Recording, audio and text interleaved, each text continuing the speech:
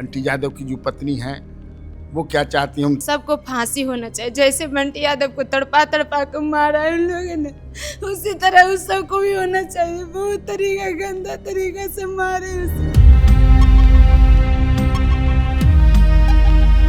उस दिन अच्छा गए थे तो आपसे मैंने जाने के पहले बातचीत नहीं हुई थी? तो बोले थे कि हम दुकान पर जा रहे हैं, दुकान पर से ऊपर नहीं कोई बुलाया, फोन करके तो चले गए। फिर कैसे, मतलब थोड़ा सा और वहाँ वो घटना पुरानी हो गई तो थोड़ा बताए। तो फिर उसके बाद वो आए ही नहीं?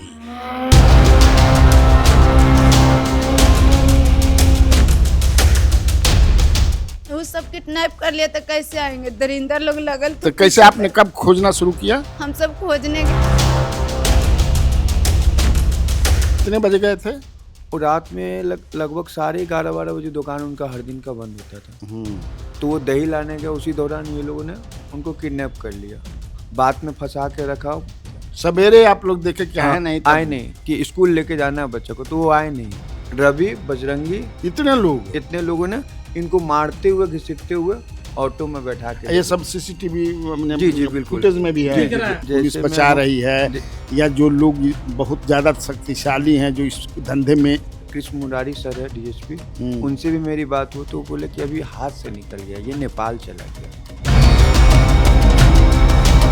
कानपुर थाना का इंचार्ज पूरा इन्वॉल्व है, पूरा वो जानबूझ के इस मामले को दबाना चाहता है। नेता हैं, नेता लोग इन्वॉल्व हैं और उसको सब प्रश्रय दे रहे हैं पुलिस को। प्रशांत किशोर जी की तरफ से इनके परिवार को कोई भी सहायता राशि नहीं दी गई। मैं आपको क्लियर कर दूं, रील का बहुत बड़ा शौक है प्रशांत किशोर को। वो रील बनाने घटना स्थल पर जाते हैं और बोलते हैं कि मैं आपकी मदद करूंगा। हम बोले अपराधी नहीं पकड़ा है सर, तेजस्वी जी तो जितना कि वही तो मेरे लिए सब कुछ किया। बंटी यादव का नाम लेकर के वो पॉलिटिकल फायदा उन्होंने उठाया। सरकार जो है, बिहार सरकार, सम्राट चौधरी, उनके तरफ से आपसे कोई मिला उला कि नहीं?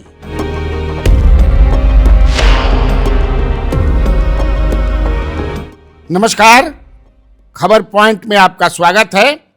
मैं कन्हैया भेलारी। आज मैं बात करूंगा न्याय की।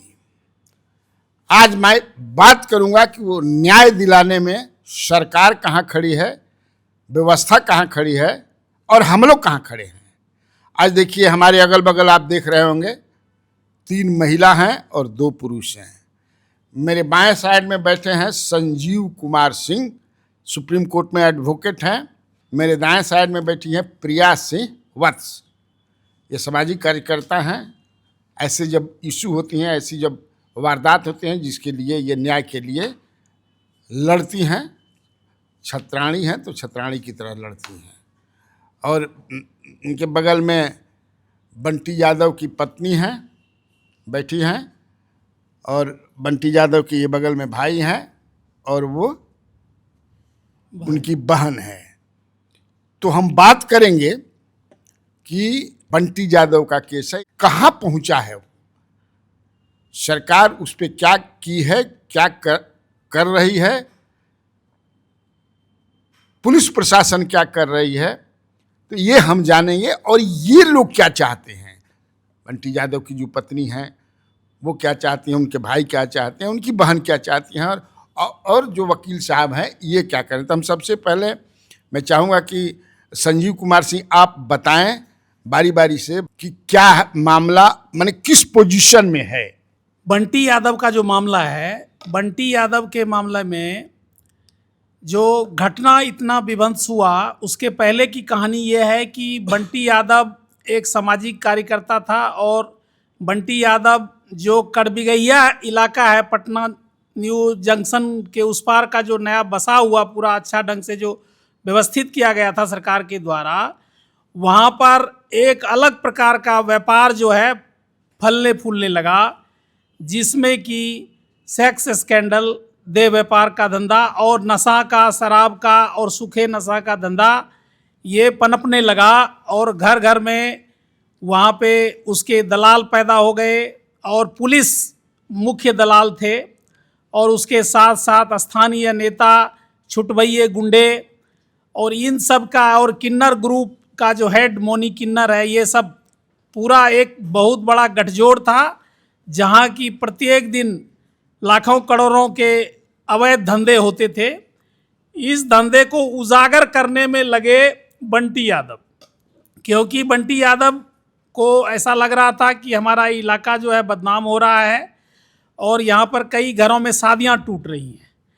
तो वहाँ पर जब ये मामला उठने लगा तो इन अपराधियों ने, पुलिस वालों ने और छुटभइये नेता ने आपस में गठबंधन करके बंटी यादव जब दही लेने गए दुकान पे तो पीछे से इन लोगों ने उसका किडनैपिंग कर लिया।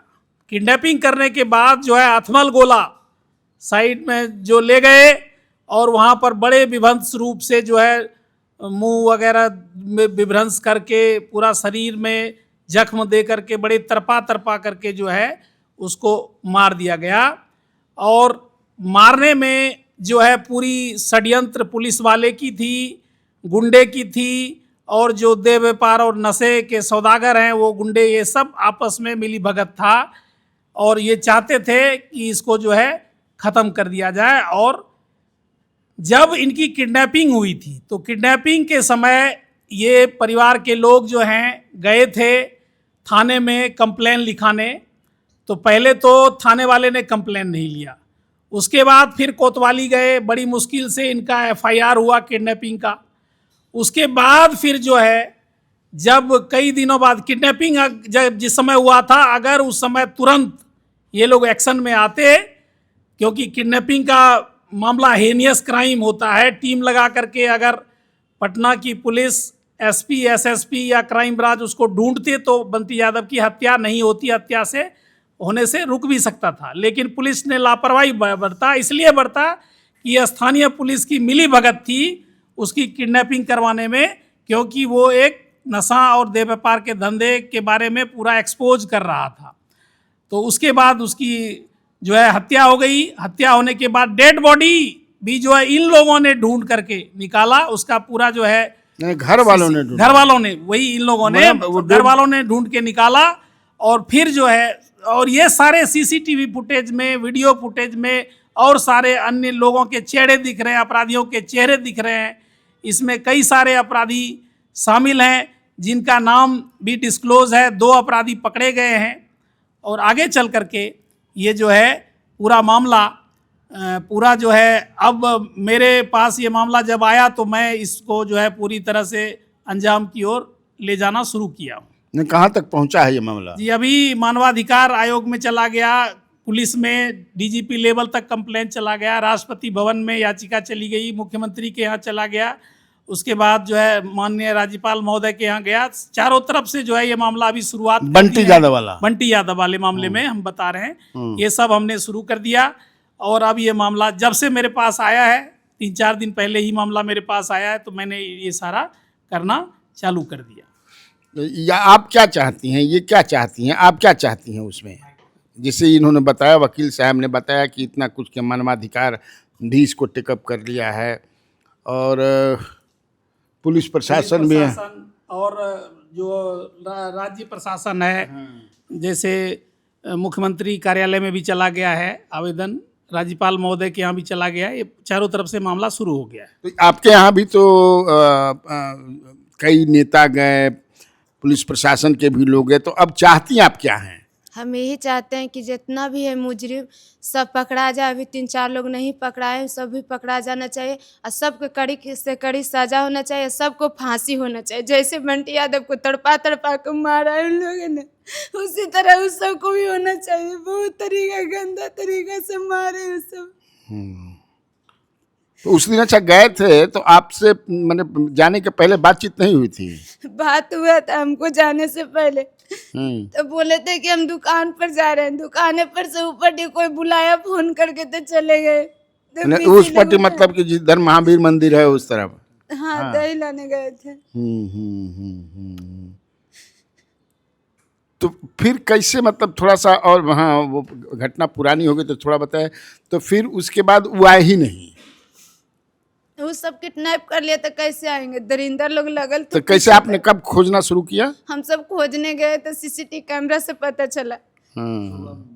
सुबह में जैसे उनका रूटीन था कि रात में फोन बंद बता रहे। हाँ, हम भाई हैं, बता। हाँ, जैसे मैं उनका रूटीन था दुकान बंद करके हाँ। वो जाते थे आते थे तो नीचे में भी सो जाते। आप क्या करते हैं? हम अभी कुछ नहीं कर रहे। अच्छा। तो वो क्या उनका रूटीन यही था कि दही लेके आकर किसी को डिस्टर्ब नहीं करते थे, खुद से खाना निकाल लिए, बच्चा लोग को सुबह स्कूल लेके जाना है, उस कहीं पे भी सो जाते थे, नीचे रूम में था कहीं पे भी सो जाते कितने थे। बजे गए थे?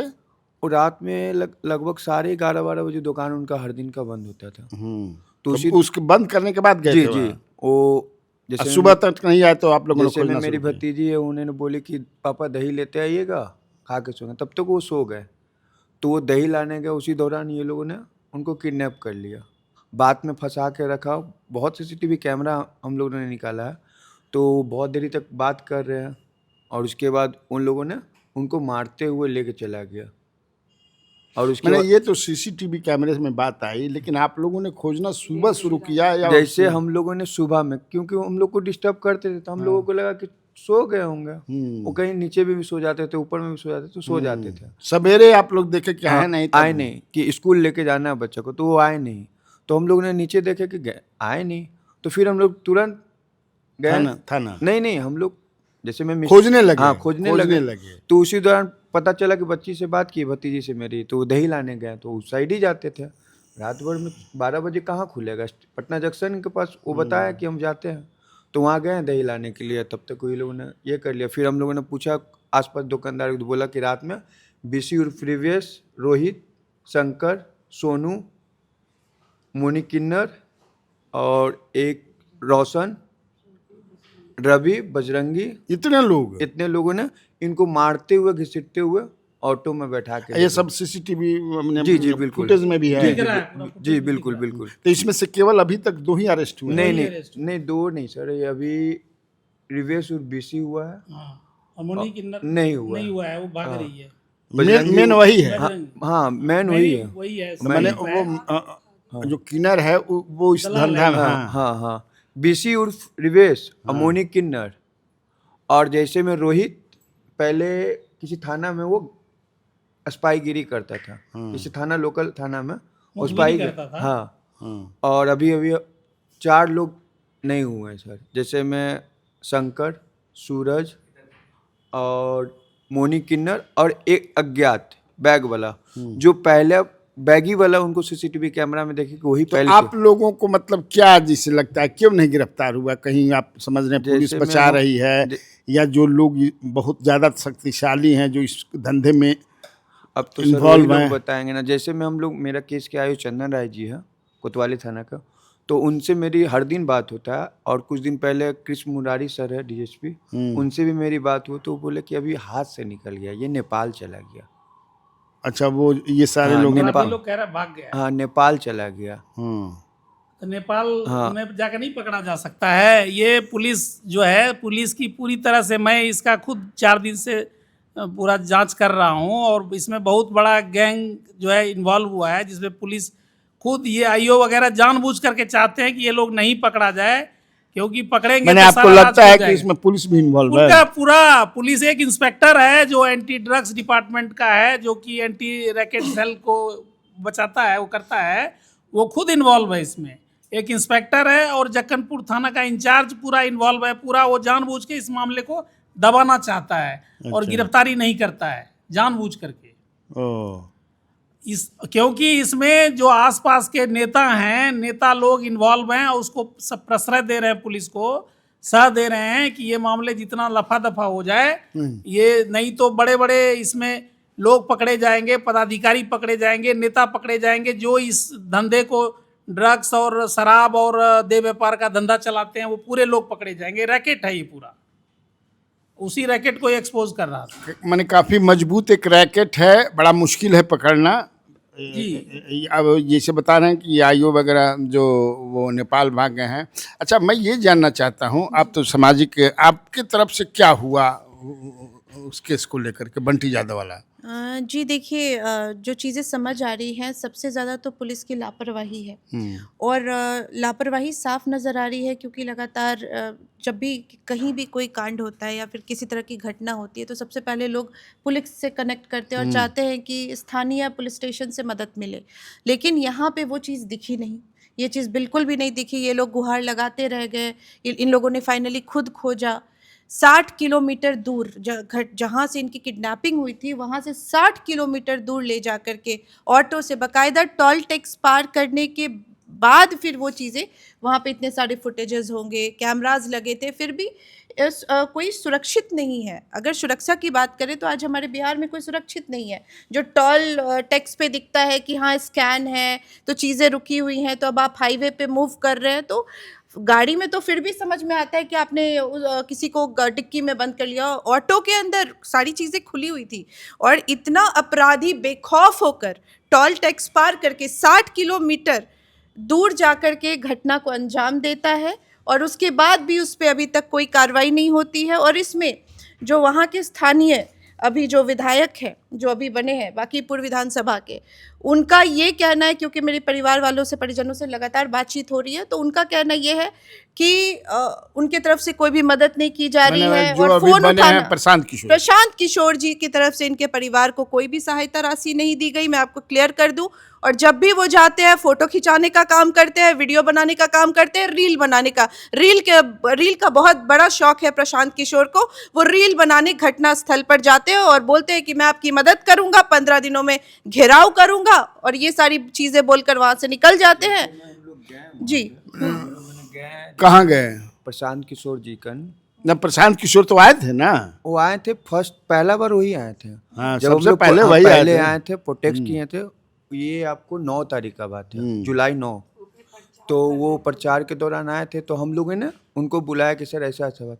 तो वो बोले, जैसे अभी मेरे पास वीडियो है, कि वो बोले कि पुलिस अपनी काम कर रही है, इनको टाइम दीजिए 2 दिन का। हाँ, उधर देखिए कैमरा पुलिस की तरफ। अपनी काम कर रही है, इनको भी 2 दिन का टाइम दीजिए। नहीं होता तो इन लोग को घिराव करते हैं। हम भी आके धरना प्रदर्शन आप लोग के साथ रहेंगे। उसके बाद फिर कभी नहीं आए प्रचार में, मतलब भैया का काम क्रिया सब कुछ में आए। और जैसे मेरे जो सामाजिक जितने भी लोग थे आसपास के, उन्होंने बोला उनको कि सर थोड़ा ये लोग गरीब है, आर्थिक समस्या कीजिए। तो वो बोले कि ठीक है, 29 तारीख को हम चलते हैं, कोतवाली थाना में अपराधी क्यों नहीं गिरफ्तार हुआ। तो फिर उन्हीं का पार्टी का किसी का फ़ोन आता है मेरे पास और बोलते हैं कि अभी तो 4 संहिता लागू है, तो अभी हम नहीं जा सकते हैं। कौन कौन गया था? आप गए थे? हाँ, कहाँ? प्रशांत किशोर के पास? जी, उसके बाद इलेक्शन के बाद, रिजल्ट के बाद हम खुद गए। हाँ, तभी नहीं आए? नहीं, वो अब रिजल्ट आ गया तो वो कहाँ है, मेरे पास नहीं है, एक बार भी नहीं। रिजल्ट से पहले वो बहुत बार है, ये चीज़ हम और कोई आर्थिक सहायता भी उन्होंने नहीं की? उन्होंने बोला था कि आर्थिक सहायता करूंगा जब, लेकिन अभी तक किए नहीं है। नहीं, वो तो सीधा बोले जब चैम्बर में, हाँ, जब चैम्बर में उनका गए, हम गए खुद, तो पहले तो उनका कोई था पीओ, तो वो बोले कि नहीं वो सर क्यों आपको बुलाएंगे अभी। तो हम बोले कि नहीं, जैसे मैं उनका पीओ था, वो बोले थे, मेरे वार्ड में आए थे, तो ठीक है 2 दिन के बाद आप आइए, हमसे मिलिए 2 दिन के बाद। 2 दिन के बाद जानकारी के लिए मैं आपको बता दूं, आप इस चीज़ को ज़रूर बताइए।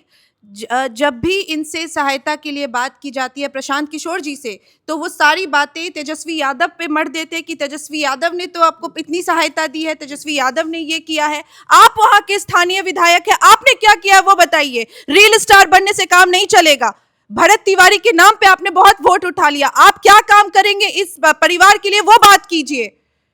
प्रशांत किशोर जी, ऐसे काम नहीं चलेगा, ये तरीका नहीं है। आप इन लोगों को डायलेमा में रख कर कि मैं आपकी सहायता करूंगा, ये नहीं चलेगा।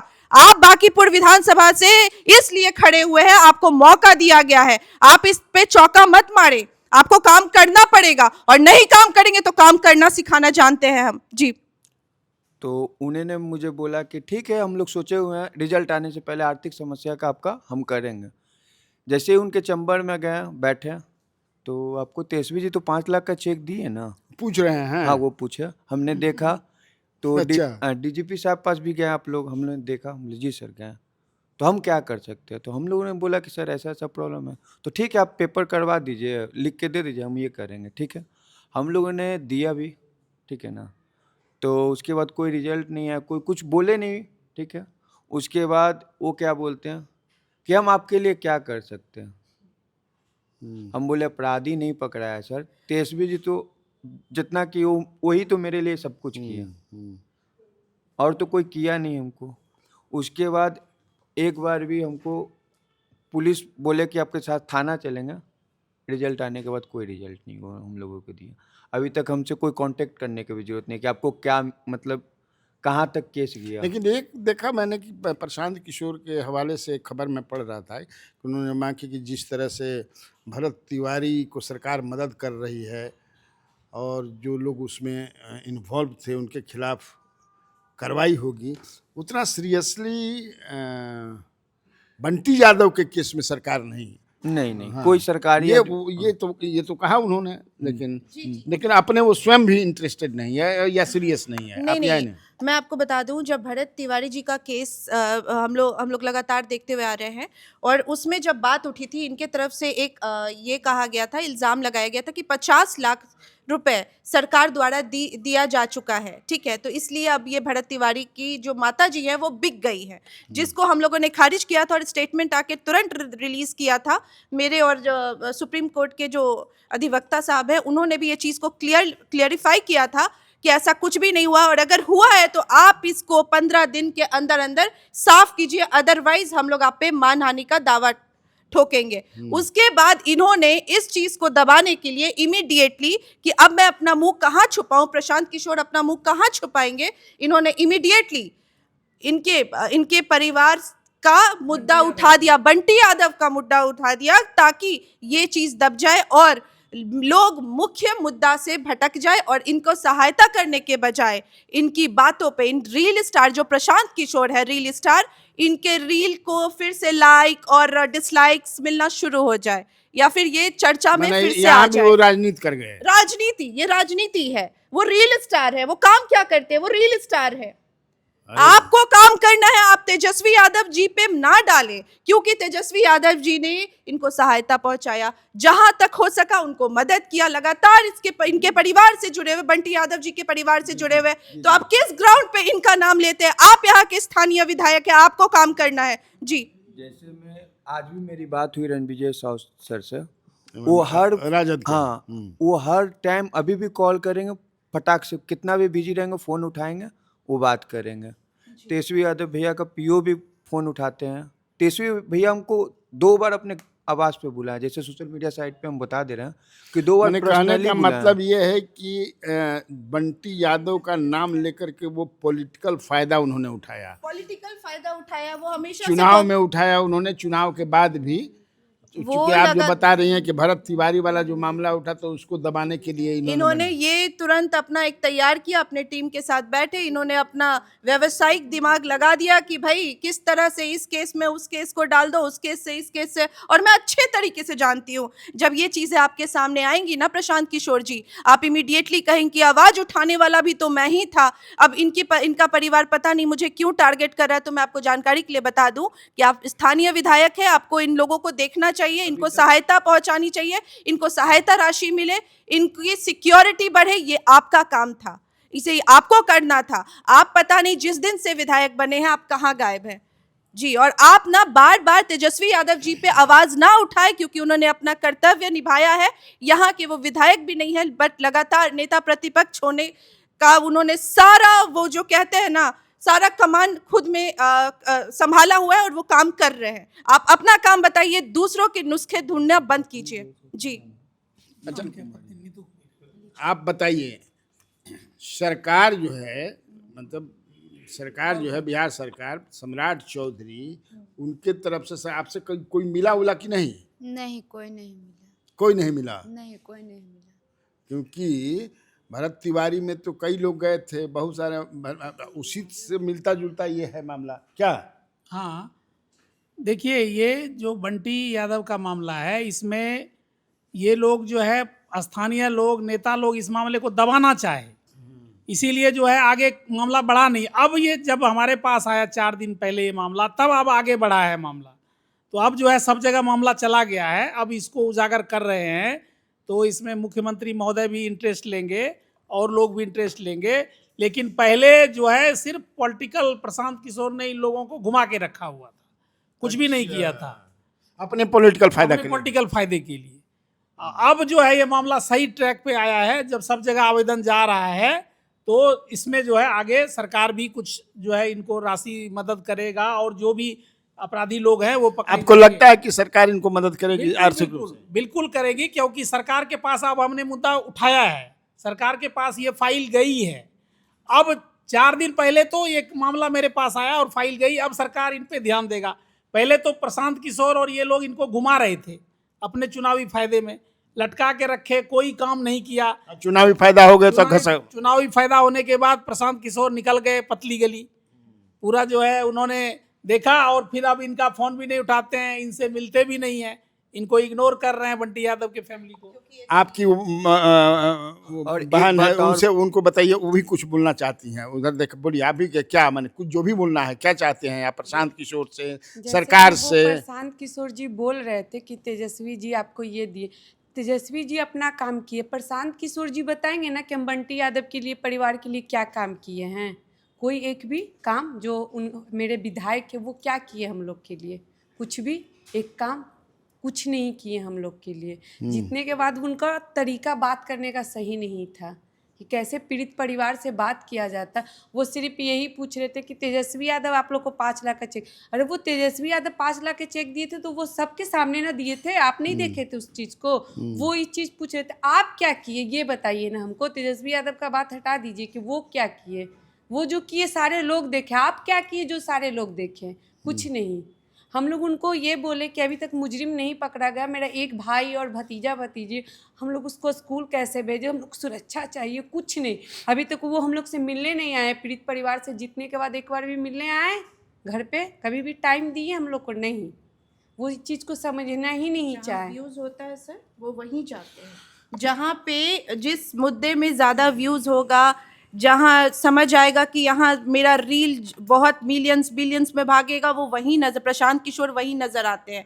वो रील स्टार है, वो प्रशांत किशोर बहुत बड़े रील स्टार है और उनको ठग विद्या अच्छे से आती है, इसलिए वो ये सब काम करते हैं। और इनके पास उतने व्यूज़ नहीं थे, उतने रील चलने वाले नहीं थे, तो वो क्यों आएंगे? सोचा गरीब परिवार का मदद करके क्या होगा, ठीक है सोचेंगे, अरे सोए मत रहिए, अब जाग जाइए, क्योंकि जनता इस बार ना आपको काम करने के लिए लाई है। इतना बड़ा बदलाव अगर जनता ने किया है तो आपको काम करना होगा, आपको इस परिवार का सुनना होगा जी। अच्छा, ये आप बताइए, आप जो है तो अभी भी मतलब जिन लोगों ने आपके पति की हत्या की उसमें 2 पकड़े गए और बाकी घूम रहे हैं छुट्टा, 5-6 लोग पकड़े गए हैं, 5-6 लोग पकड़े गए हैं, अभी 4 लोग नहीं पकड़े गए, तो टोटल 9-10 हैं। हाँ, उसमें 5-6 पकड़े गए हैं और बाकी नहीं पकड़े हैं। तो इन लोग कभी धमकी उमकी भी कोई देता है, फोन करता है, या आपको डर लगता है अभी भी क्या? जैसे में सर अभी हमको डर लगता है, हमको परिवार को डर लगता है। जैसे कल के हमको कुछ हो जाएगा, इसका कौन रिस्क उठाएगा? प्रशांत तो आप लोगों की सिक्योरिटी कुछ नहीं, अभी तो हमको निकलना मुश्किल हो गया। जैसे में हम स्टूडियो में सब लोगों के साथ हैं, हाँ, तो पता नहीं कौन क्या आदमी है। जैसे में मेरे आसपास के लोग में कोई फोन उन कभी धमकाने उमकाने का आ और रहा एक है? बात और सर, अब हमको ये लग रहा है कि सब घुमा के हमको बिना मतलब का फंसाने का कोशिश भी कर रहे हैं। घुमा करके, मैंने कहा घुमा करके? मतलब बिना मतलब का बदनामी करके, जो मेरे साथ में रहने वाले, जैसे हाँ केस को दबा। अब पुलिस तरफ से भी हमको लगता है दबाव आता है क्या केस को? मैंने आपसे नहीं, दबाव तो नहीं आता है। इस चीज को मैं बता देता हूँ आपको कि अच्छा, आप लोगों से मिले थे वो राम कृपाल यादव भी, उन्होंने क्या कहा था जरा बताइए ना। मेरे बाट पार्षद है, जो छपी थी अखबार में कि हम मदद करेंगे, पैसा दिलवाएंगे, कुछ नहीं, वो इलेक्शन के टाइम आए और जैसे में हम लोग, जैसे भैया का काम किया था तो हम उनके घर पे भी गए थे रात के 9 बजे इनवाइट करने के लिए कि आइएगा उनका श्रद्धांजलि के लिए। तो उनके गार्ड था, ये पता नहीं कौन था, वो बोले कि सर बाथरूम में। तो हम लोग 10 मिनट वेट किए, उसके बाद बोले सर सो गए हैं। फिर अगले दिन आते हैं, बस पानी पीते हैं, ठीक है। उस समय रिजल्ट नहीं आया था, वोटिंग पड़ने वाला था। राम कृपाल जी आए थे जी। उसके बाद कोई बात नहीं, कोई हमसे ये नहीं, कोई कांटेक्ट नहीं किसी भी नेता का। जो लेकिन उन्होंने कहा था ना कि हम 4 लाख रुपया दिलवाएंगे। हाँ, मेरे बाट पार्षद ले उस टाइम कहे थे, विकास कुमार जी जो भैया हैं बाट पार्षद, वो बोले थे कि सर, बहुत सारे मीडिया में भी होगा कि हम इनको 4 लाख का फॉर्म भरवा देते हैं। फिर उनसे कांटेक्ट करने का किए हम कि भैया उसका 4 लाख वाला क्या, तो नहीं, मर्डर में नहीं होता वो, मतलब एक्सीडेंटल में होता है ये, बस यही जवाब आया। उसके बाद कुछ नहीं किया। और कल के हमको कुछ होगा तो इसका जिम्मेवार कौन होगा? मैंने कुल मिला करके ये मेरी बात मुझे जो समझ में आ रहा है बात कि एक तो फियर साइकोसिस में आप मैंने है कि हमको जो है आपके साथ कुछ अनहोनी हो सकती जी है, बिल्कुल बिल्कुल बिल्कुल। क्योंकि अभी 4 पकड़े नहीं गए हैं। और वकील साहब जैसा बता रहे हैं कि जो पुलिस में कुछ अधिकारी जो हैं लोअर लेवल पर उनके साथ 60 गांठ है, पूरा मिली भगत है। जो पुलिस पदाधिकारी और स्थानीय जो लोकल नेता हैं, जो गुंडे टाइप के नेता हैं, वो सब का पूरा रैकेट है ये। वो सब चाहते हैं कि ये मामला आगे नहीं बढ़े, और इनके परिवार के लोग जब जाते हैं कहीं तो इनके परिवार के लोगों को धमकी दिया जाता है, पीछा किया जाता है। तो ये लोग डर के साये में जी रहे हैं। तो सरकार को चाहिए कि इनको सुरक्षा भी प्रदान करे। बिल्कुल बिल्कुल, सरकार को चाहिए कि प्रोटेक्शन दे। अच्छा, पप्पू यादव भी गए थे ना? जी जी, वो भी बहुत किए मेरे लिए। तो पॉलिटिशियन में जाकर के आर्थिक सहायता करने वाले में तेजस्वी हो गए, पप्पू यादव भी हो गए, बाकी और किसी पार्टी के किसी ने कोई पार्टी कोई नहीं। ये बड़ा दुर्भाग्य की बात है। और बंटी यादव लड़ जो रहे थे वो हमारे और आपके लिए लड़ रहे थे। जो बुराई है उस एरिया में, स्टेशन के अगल बगल बहुत कुछ चलता है, ऐसा वकील साहब ने बताया। अगर सरकार ऐसे सवालों को टेकअप नहीं करती है, इसका समाधान और निदान नहीं करती है, तो आप समझिए कि ऐसा लगता है, मैंने एकदम साफ दिखता है कि सरकार जो है भेदभाव कर रही है। क्योंकि बंटी यादव भी मरा, उसको मारा गया, क्यों मारा गया, ये सारी बातें जो है सामने है। मुझे लगता है कि सरकार को बहुत ही seriously, the government should take it up very seriously, और सबसे पहले तो इस परिवार को सुरक्षा प्रदान करे ताकि डर का माहौल न रहे, यहाँ पर डरे नहीं। और सर एक चीज़ हम और बताना चाह रहे हैं, जैसे मेरे कोतवाली थाना का SHO सर है, ये अजय कुमार सर, उन्होंने मुझे पूछा कि सूरज का घर पता करो। पहले वो चांगड़ में रहता था, तो केस को आयोग को मैंने बता दिया हूँ, चंदन राय जो मेरे केस के आए हो उनको बता दिया कि हम लोग अपने तरीक़ा से भी पता करें। जैसे अपराधी को भी 3-4 लोगों को हम ही लोग ने पकड़ के दिया था, पहला मर्डर, डेड बॉडी हम ही लोग खोजे हैं। तो जैसे हमको, जैसे कल हम किसी जानने वाला सूरज को, जो सूरज को जानता है, उसको हम लोगों ने कल पकड़ा। हम बोले कि सूरज से पहले तुम्हारा कांटेक्ट था, अब क्यों नहीं है? वो क्या किया, कोई मतलब थाना में ये करवा दिया मेरे नाम पे, पता नहीं अब करवाया कि नहीं, हमको जहाँ तक पता चला बाहर के लोग आपको प्रेशराइज किया जाता है। हाँ, कि जैसे उससे हम पूछेंगे ना, जब सूरज का वो दोस्त है तो अभी भी कांटेक्ट में होगा। हाँ, अभी भी कांटेक्ट। मैंने तो यहाँ तक भी पढ़ा था कि पुलिस ने अपने तरफ से ये प्रयास किया कि बंटी यादव को भी बदनाम करें। हाँ, कोशिश किया। हाँ, कि ये वो भी, चीजें- हाँ, ये चीजें जब इसमें नेता, यही तो मैं बताना चाह रहा हूँ, जो नेता और पुलिस का जब गठजोड़ पता लगने लगा जांच में, तो लोकल पुलिस ये सोचा कि जो मरा है बंटी यादव जिसकी हत्या हुई उसी को बदनाम कर दो। लेकिन वो चला नहीं, क्योंकि वहां के समाज के लोग जानते हैं वो सत्य नहीं था ना, सत्य नहीं था, और सत्य बात चला नहीं।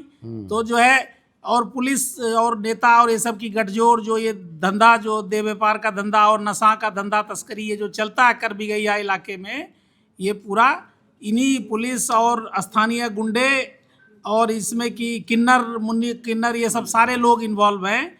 ये सब का गैंग चलता है।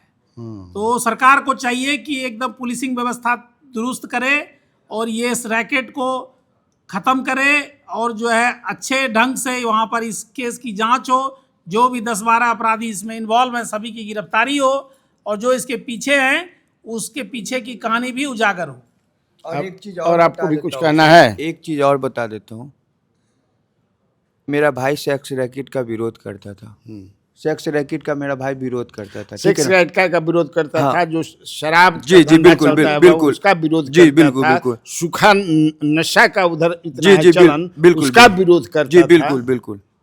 और ये सर सेक्स रैकेट बंद नहीं हुआ अभी, मैं आपको प्रूव कर सकता हूँ। ये अभी मैं भी चल रहा है। अभी भी चल रहा है। मैंने 4 दिन पहले भी स्टेशन के एरिया में, मेरे पास वीडियो है, स्टेशन के एरिया में, और 3 होटल है जो मैं अभी भी ये करवा सकता हूँ, मैं बंद नहीं हुआ है। बंद नहीं हुआ। और सर मुझे डर लग रहा है कि ये बोल रहा हूँ तो कल के मेरे साथ भी ना हो जाए। इसका जिम्मेवार कौन होगा, कौन उठाएगा?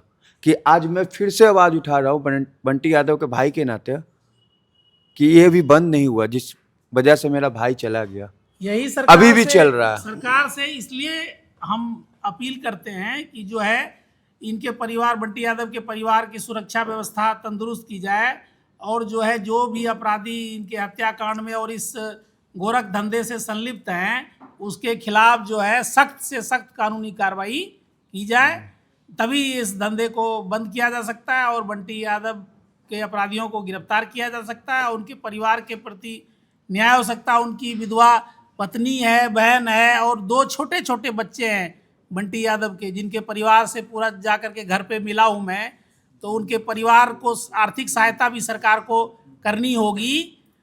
जो मानवाधिकार और जो है राज्यपाल महोदय और मुख्यमंत्री महोदय जहाँ जहाँ जो है आवेदन दिया गया है, सभी महानुभाव से अनुरोध भी किया गया है कि इनको जो है सभी प्रकार की सहायता जल्द से जल्द प्रदान करें। और आपको भी कुछ कहना है? जी, मैं यही कहूँगी कि सबसे पहले इनको सुरक्षा प्रदान की जाए, और सुरक्षा के साथ साथ इनको कुछ राशि भी दी जाए, जिससे ये आगे का जो ये सफ़र है, ये जो जर्नी है, उनकी न्याय की लड़ाई लड़ रहे हैं, इनको मुआवजा दिया जाए। बस मैं सबसे पहले तो इनको सुरक्षा दी जाए, क्योंकि ये लोग अंदर से बहुत डरे और घबराए हुए हैं। इनको सुरक्षा मिलेगी तो ये रात की नींद चैन से सो पाएंगे। इनके घर के बच्चे बहुत डरे हुए हैं, बहुत सहमे हुए हैं, घर नीचे उतरने में उन्हें डर लगता है। और मैंने खुद जाके ये चीज़ फील किया है कि इन लोगों को मतलब 4 लोगों के साथ भी उतरने में डर लगता है, तो आप समझ सकते हैं कि इनकी दहशत कितनी हद तक है और कितना ज़्यादा वो लोग डरे हुए, तो सुरक्षा बहुत ज़रूरी है। जी।